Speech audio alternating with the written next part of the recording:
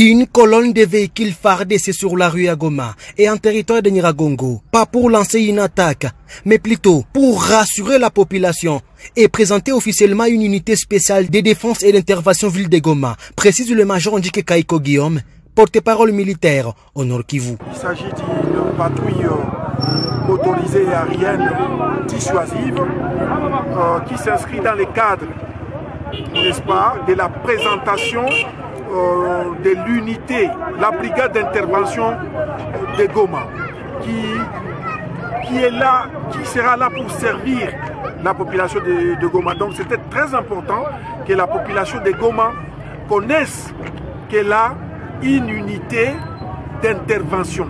Partout à Goma et en territoire de Nyiragongo, où ces convois des militaires FARDC en patrouille de dissuasion est passé, ce sont des ovations de la population.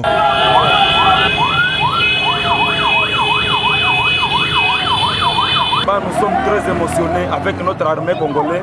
Nous sommes très heureux de ce que l'armée prépare pour nous, la population de la ville de Goma. Pour le major Ndjike Kaiko, cette patrouille de dissuasion est une initiative du commandant 34e région militaire pour prouver que l'armée est prête à parer à toute éventualité. Voilà de quoi rassurer la population. C'est une patrouille imaginée par le commandant 34e région militaire qui s'inscrit aussi dans le cadre d'une anticipation stratégique parce qu'au regard des rumeurs, n'est-ce pas, qui courent et qui met à mal la quiétude de notre population, il était important que la population de Goma sache qu'elle a une unité, n'est-ce pas, d'intervention, composée de vaillants militaires des forces armées de la République démocratique du Congo qui n'évoluera pas seul.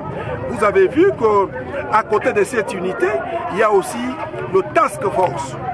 Une façon de rassurer notre population que nous sommes présents et que nous sommes prêts à la défendre, quel que soit le prix à payer. C'est ça notre façon de présenter à la population de Goma que son armée est là et elle est prête à parer à toute éventualité.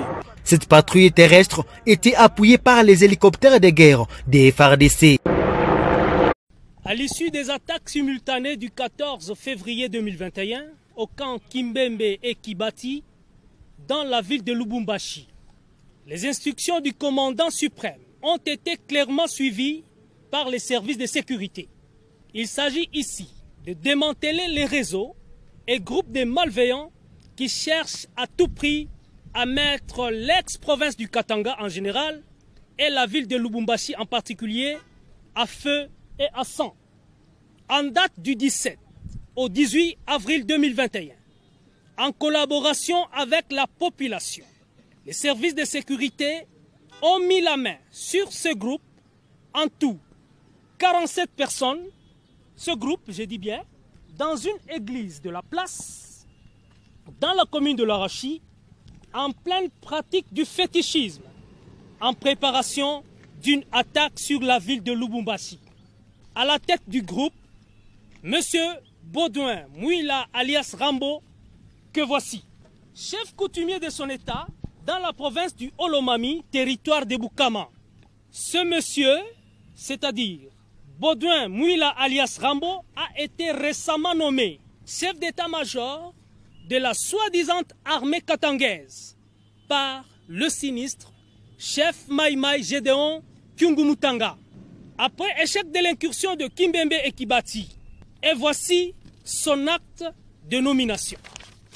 La nuit du 21 au 22 avril 2021, c'est-à-dire aujourd'hui, les services de sécurité ont encore mis la main sur un autre groupe que voici, 35 personnes au total, au quartier Kamasaka, commune annexe. À la tête, M. Ndaï Mbayo Beston. Féticheur de son état, il est originaire de Olomami, territoire de Kanyama, Kasese, village de Kassanji, Kafita. Tous ces gens ont été trouvés, tous ces gens que vous voyez, ont été trouvés nus, en pleine incantation, afin d'acquérir leur soi-disant invulnérabilité des Maïmaï, dans le but d'attaquer la ville, encore une fois la ville de Lubumbashi, la nuit de ce jeudi 22 au 23 avril 2021, c'est-à-dire demain.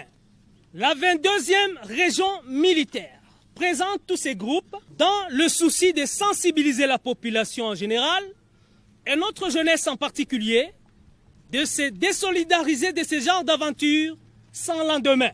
Ce même appel est formulé à l'endroit des chefs coutumiers, des notables, des responsables religieux et des leaders d'opinion de ne pas céder à la propagande subversive contre leur propre pays, la République démocratique du Congo.